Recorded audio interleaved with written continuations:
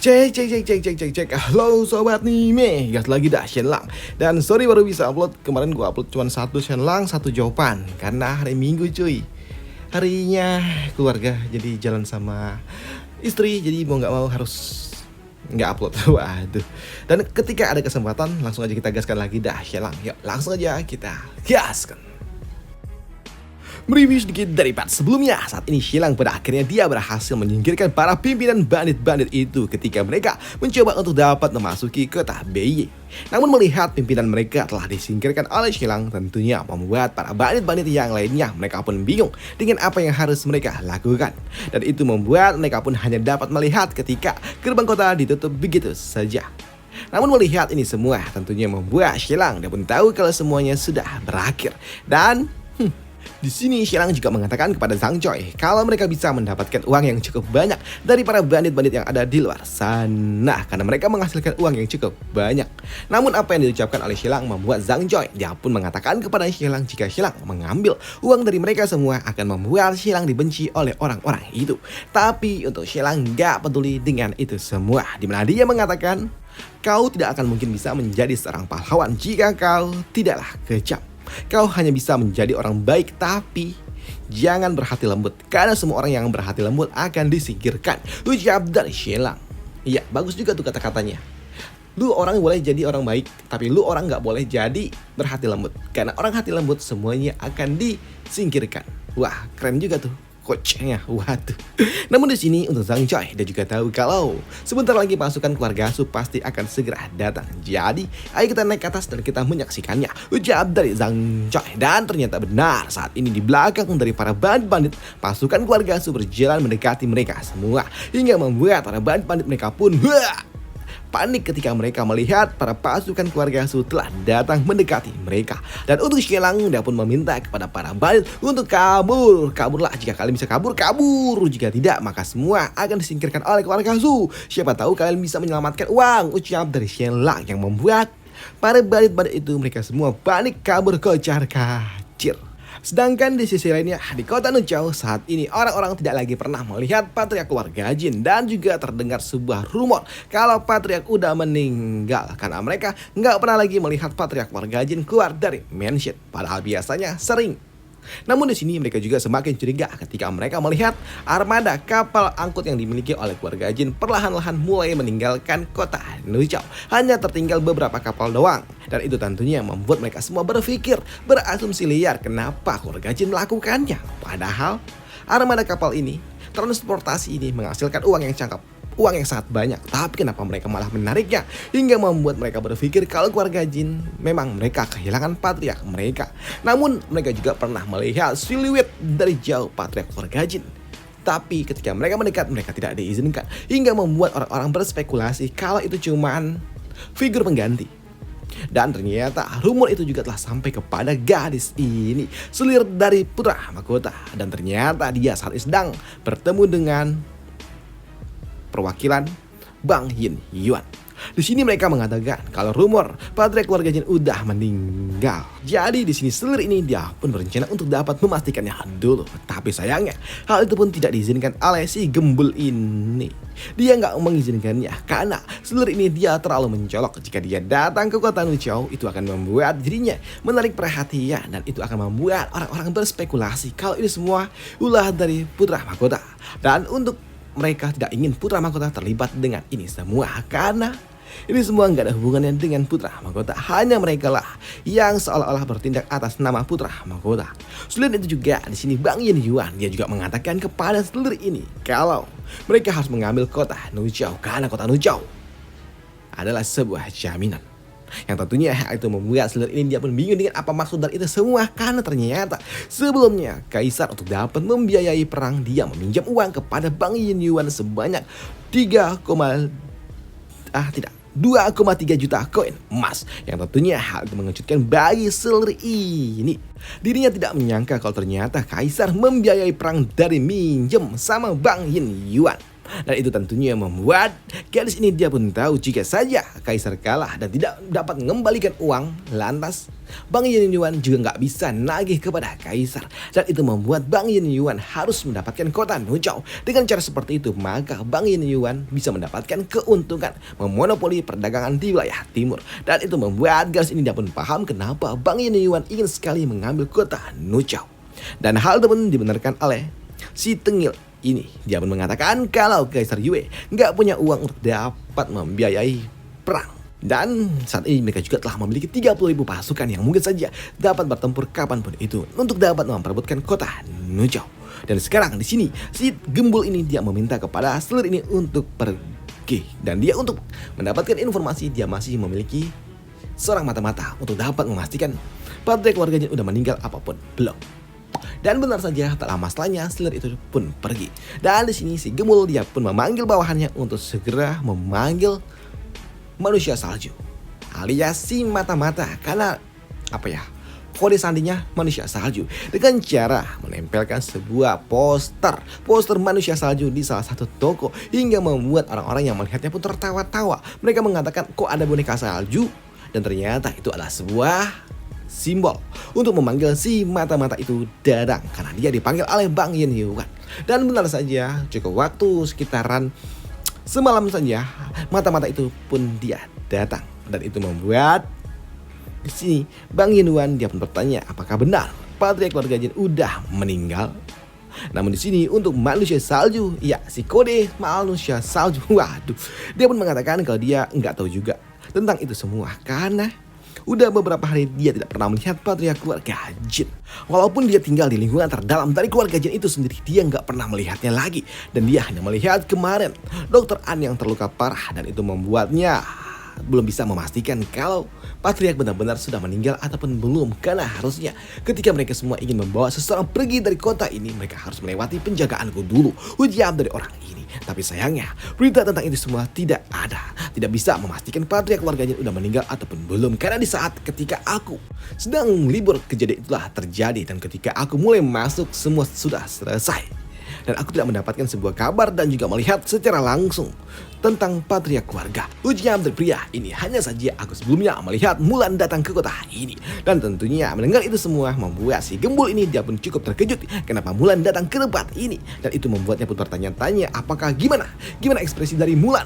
Karena di sini si gembul ini dia pun tahu kalau Mulan adalah orang yang polos dan dia tidak bisa menyembunyikan ekspresi di wajahnya. Dan ketika dia pun mendapatkan kabar kalau Mulan mukanya pelangak-pelongok, membuat di sini si gembul ini dia pun berpikir kalau sepertinya Mulan sengaja didatangkan secara diam-diam dan tidak tahu apa yang sebenarnya terjadi. Ujian dari si gembul itu. Namun sebelum mereka berpisah, di sini si manusia salju dia pun meminta posisi jabatan yang lebih tinggi lagi akan diserahkan kepada dirinya. Dan untuk si gembul, dia pun menjanjikannya nanti setelah semua ini selesai. Dan setelahnya si mata-mata dia pun pergi. Namun untuk si gembul, dia pun tahu kalau ini semua terlalu sangat amat merepotkan dan juga membingungkan. Karena dia ingin sekali mengambil kota Nuzhou, tapi dia sulit untuk dapat melakukannya tanpa ada sebuah kepastian. Sedangkan di sisi lainnya saat ini para jenderal-jenderal milik Kaisar Yue mulai sakit kepala ketika Kaisar datang dan juga memindahkan pasukan-pasukannya dari front-front yang memang telah ditentukan, hingga membuat para jenderal mereka pun bingung dengan apa yang harus mereka lakukan karena saat ini mereka menghadapi musuh yang nyata di depan mereka. Walaupun saat ini Kaisar memiliki 3 orang jenderal yang memang terpercaya alias ya jenderal-jenderal pentingnya lah. Di sini para jenderal-jenderal itu juga masih bingung dengan apa yang telah dilakukan oleh Kaisar. Justru saat ini Kaisar dia menarik beberapa pasukan dari beberapa front yang sedang bertempur ke salah satu front yang mungkin saja akan terjadi, dan itu membuat area perbatasan dengan pasukan kerajaan dalam waktu singkat terkumpul hingga 200 orang walaupun memang belum saling bertempur satu sama lain. Sedangkan di sisi lainnya, di satu pulau yang sama dengan kota Nuzhou yaitu kota Tianfeng, ternyata memang kota Tianfeng sebelumnya dibagi ataupun pulau ini dibagi oleh Kaisar menjadi 2 bagian, yaitu kota Nuzhou dan juga kota Tianfeng. Dan untuk kota Nuzhou memang dijaga dan juga dikuasai oleh keluarga Jin, walaupun memang tuan kotanya adalah Jin Shifeng yang merupakan salah satu bawahannya. Namun untuk kota yang ada di sebelahnya yaitu kota Tianfeng dikuasai oleh si bandit Qiu Hao. Q Xiao. Wah tuh. Dan di sini untuk si bandit ini awalnya dia berencana untuk bersama dengan Zhang Joy memimpin kota, tapi sayangnya Zhang Joy malah dipenjara waktu itu hingga membuatnya pun jadi kekurangan dana dan bingung, dan dia harus bergerak ke arah pangeran ketiga dan mengikuti pangeran ketiga, dan itu membuat Qiu Hao saat itu dia memang untung besar hingga dia dapat meningkatkan pasukannya hingga 5.000 orang yang sebelumnya 3.000. Tapi sayangnya ketika dia telah bergabung dengan pemerintahan, itu yang menjadi masalah. Mereka para bandit dan juga para bajak laut ini nggak bisa lagi melakukan aksi bajak laut. Dan itu membuat mereka tentunya kehilangan sumber pendapatan. Mereka kehilangan uang yang tentunya membuat para bandit-bandit, para bajak laut yang lainnya mereka pun kesal karena mereka nggak bisa menghasilkan uang. Apalagi hidup para bajak laut memang ya kayak gitulah. Dan itu membuat di sini Qiu Hao dia nggak punya uang lagi untuk dapat membayar para bandit-bandit itu, hingga membuatnya pun bingung dengan apa yang harus dia lakukan. Jika nggak dibayar nanti para bandit itu malah memberontak, dan tentunya itu akan sangat amat merepotkan. Namun ternyata beruntung ketika dia sedang kacau-kacaunya itu, dia mendapatkan sebuah kunjungan dari perwakilan dari kerajaan yang menawarkan 350.000 koin emas. Dan itu membuat di sini utusan ini dia meminta kepada Qiu Hao untuk memberontak, yang tentunya membuat Qiu Hao dia pun bingung dengan apa yang harus dia lakukan. Dia mau mikir-mikir dulu karena sulit bagi dirinya menghadapi Kaisar Yue dengan pasukan yang cuma 5.000 doang. Wah, nggak mungkin dia dapat menantang seorang kaisar. Namun di sini perwakilan dia pun mengatakan kalau saat ini Kaisar gak akan mungkin memperdulikan si bandit ini, si bajak laut ini. Gak akan mungkin memperdulikannya, mengingat saat ini Kaisar dia harus menghadapi kerajaan Chu, kerajaan Hu, dan juga beberapa front yang memang masih bertempur. Apalagi akan terjadi sebuah front baru, yaitu Qiang dan juga Sunan. Dan tentunya hal itu akan membuat Kaisar fokus dengan beberapa front itu dan tidak akan mungkin terlibat urusan dengan si bandit ini. Jadi di sini dia pun meminta kepada si bandit ini untuk bergabung dengan kekaisaran Hu. Dengan begitu maka semua akan baik-baik saja. Emas ini semua akan menjadi milikmu. Tapi tentunya hal itu membuat di sini si bandit ini dia pun tahu jika saja dia bergabung dengan kerajaan Hu, itu akan membuat dirinya bertempur dengan kekaisaran Yue. Dan lawan pertama dia adalah Shelang dan juga Patriark Keluarga Jin, yang tentunya dia pun jadi agak sedikit keringat dingin mengingat reputasi gila yang dimiliki oleh Shelang sebelumnya. Namun melihat Qiu Hao yang pelangak-pelongo membuat utusan ini dapat mengatakan kalau saat ini Patriark Keluarga Jin udah meninggal, jadi nggak perlu khawatir. Yang tentunya membuat Qiu Hao dia pun bingung, lah maksud iyo lah. Tapi di sini utusan pun dia mengatakan itu semua benar. Dan dia juga mengatakan untuk tidak perlu khawatir, dan jika tunduk dengan kekaisaran Hu, maka dia akan mendapatkan benefit yang luar biasa.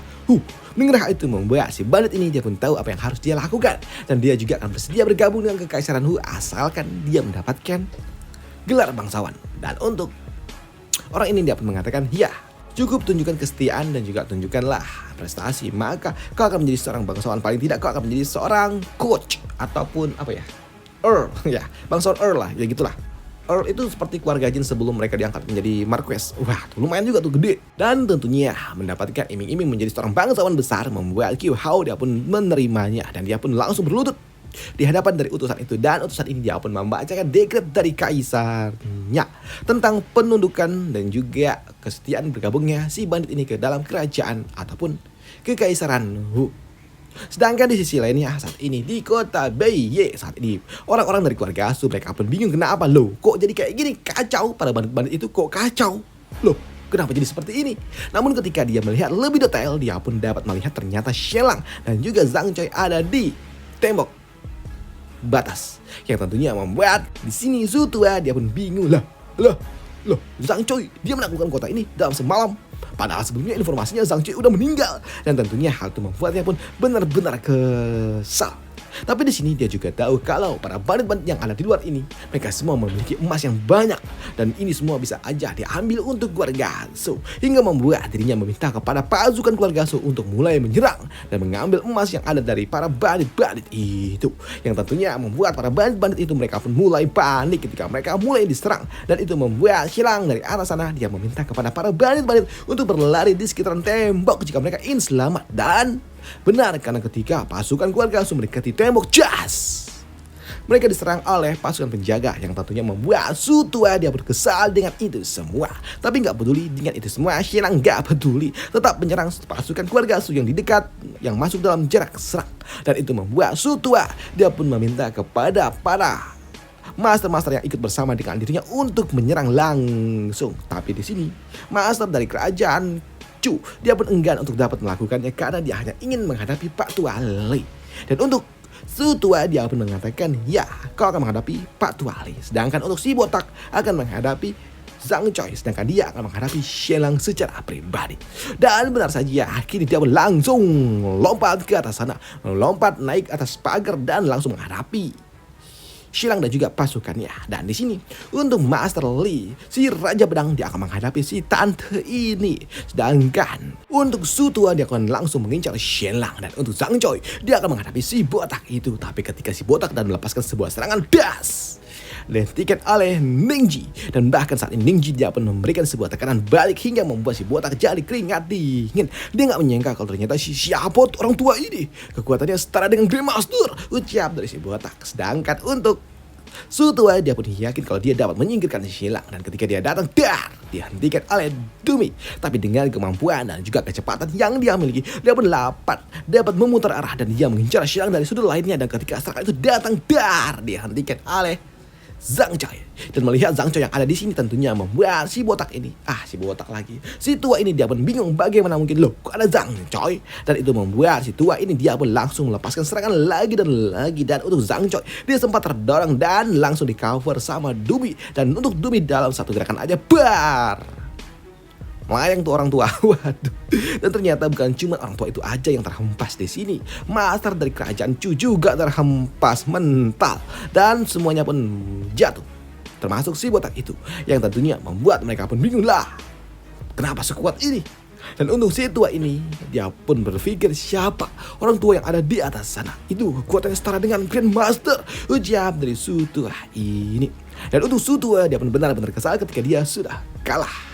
Dia tahu kalau kesempatannya untuk dapat menaklukkan Shenlang saat ini telah gagal. Tapi karena orang tua ini masih melotot aja, membuat Zhang Choi meminta kepada pasukan penjaga untuk terus melepaskan sebuah serangan. Dan ketika serangan itu datang, kabur.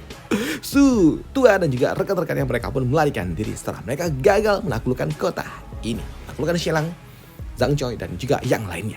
Dan apa yang selanjutnya terjadi akan kita bahas di part lanjutannya aja. Apakah? Nah itu aja lah, bye, thank you.